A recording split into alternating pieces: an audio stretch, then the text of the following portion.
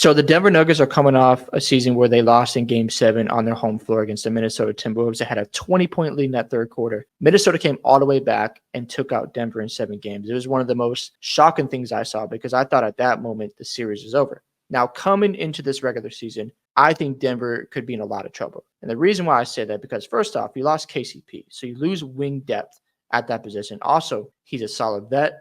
He plays really good defense. And on top of that, he was part of their championship roster. And to see him go to the Magic, and now you're relying on guys like Christian Brown to step up and take that role, could be very risky for Denver, because if you're trying to be a championship team and continue to get to that level, well, you need guys who have been in that position before. Now, I know he was really solid in the finals against the Heat, but taking on a new role might be too much for Christian Brown. Another thing to keep in mind is they drafted Holmes in the draft, and he's out with an Achilles injury. So, yes, they picked up Saric. They picked up Russell Westbrook. I think Saric would be really good as a backup big to stretch the floor.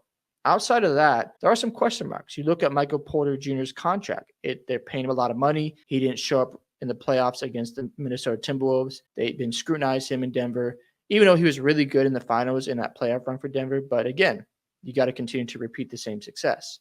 So when I'm looking at this Nuggets roster, they got some moves to make here, because I think if they keep the roster the same and they go into the playoffs with Jokic and Murray, I think they're going to run out of gas quickly because they don't have enough depth on this team, and they might lose in the first round, the second round. And now you look at the situation going, okay, are you going to move off MPJ? Is Murray going to stick around? Like, question marks will start to happen. Is Jokic going to be happy in Denver? The Nuggets need to take this season very serious to stay as contenders and also keep Jokic happy, because this could backfire very quickly for the Denver Nuggets. We also got to talk about Jamal Murray, because he only played 59 games last year. They need him out there for these 65 to 70 games if Denver wants to be a top 4 seed in the West. If he's out for a period of time for like a month, he's dealing with an ankle injury, and Denver goes through a slump, it's going to hurt them in the standings. So they might end up finishing 6th or 7th in the West, and they go into the playoffs facing a team like Dallas, who's on fire. Luka gets MVP, and they sweep them in the first round. So Denver cannot afford to lose Jamal Murray for a period of time, because if that happens, now you give Westbrook a bigger role. Now you put more pressure on Christian Brown, and you also put more pressure on Peyton Watson. Guys like that are improving. Also, Westbrook, he's great with his energy, but he also makes sloppy passes. He can be questionable from the 3. Also, he's not a good free throw shooter, and the spacing becomes even smaller out there for Denver.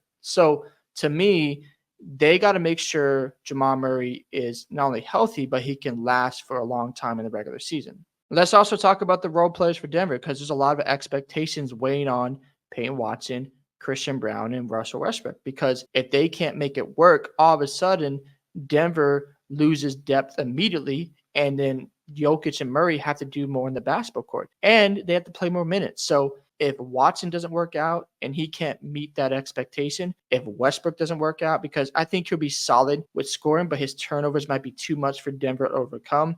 Then you look at a guy like Christian Brown. He now has a bigger role. So I'm very curious to see how this all plays out for Denver, because when you have guys who've never been in a situation where the expectations is on them to produce and help the roster out to win basketball games and to be a championship level team, they may not be ready yet. And Jokic and Murray are in their prime, like, yo, we're trying to win now. We don't want to wait around for you guys to develop. It reminds me of the Warriors situation after they won the 2022 championship. They had to develop Kuminga and Moody, and Curry's like, no, I don't want to play those guys because I still have Draymond, Clay, and Curry still believing that they can get back to the finals. So I'm curious to see how Denver responds if it doesn't work.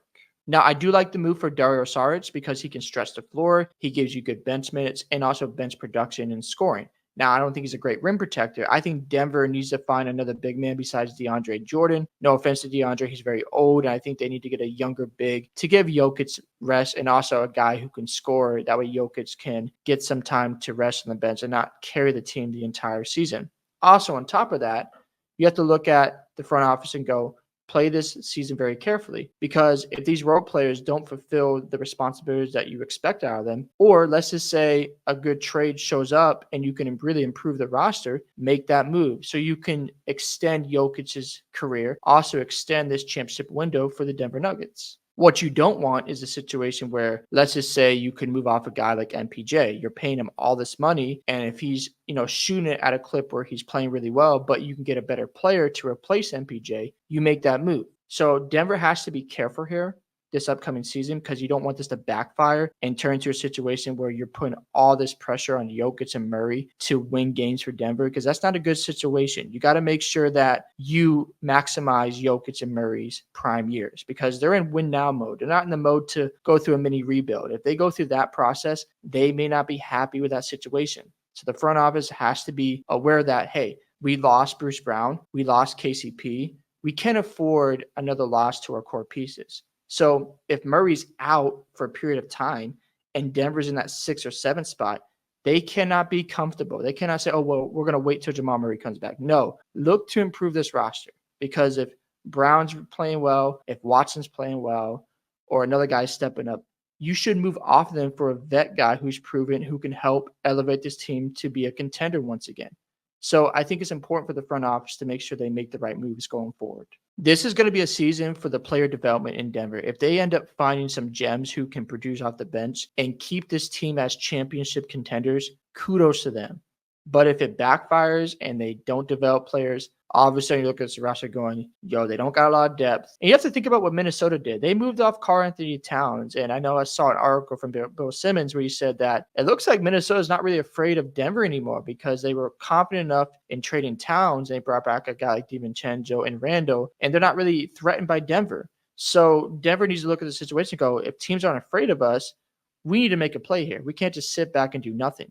So there's a lot of pressure on the front office. They have to monitor this regular season very carefully. Look how the team's doing in the first month, the second month, evaluate the roster, and don't be afraid to make some moves if it means maximizing the championship window for Nikola Jokic. You got to make that the priority, because if you don't and he wants out of Denver, all of a sudden you're back to square one and rebuilding the Denver Nuggets once again. My expectations for Denver this season is to not be comfortable, because I think OKC and Dallas have moved ahead of Denver. I think if they meet either one of those teams in the playoffs, they're losing with this current roster. Unless Christian Brown takes that step or Peyton Watson takes a step, I think right now Dallas and OKC are better than Denver. So if Denver wants to reach that level where they can compete with OKC and Dallas, make a move during the trade deadline. Find somebody who can be a needle mover, who can help Denver get back or at least have a chance to make the NBA Finals once again. I think Jokic is going to be phenomenal this year for Denver. There's no doubt about that. But I do question the depth and being able to handle all the minutes and not be fatigued come playoff time. Hope you guys enjoyed this video today. I'd love to hear your thoughts on Denver's expectations coming to this regular season. Don't forget to like and subscribe to the channel, and I'll see you in the next one.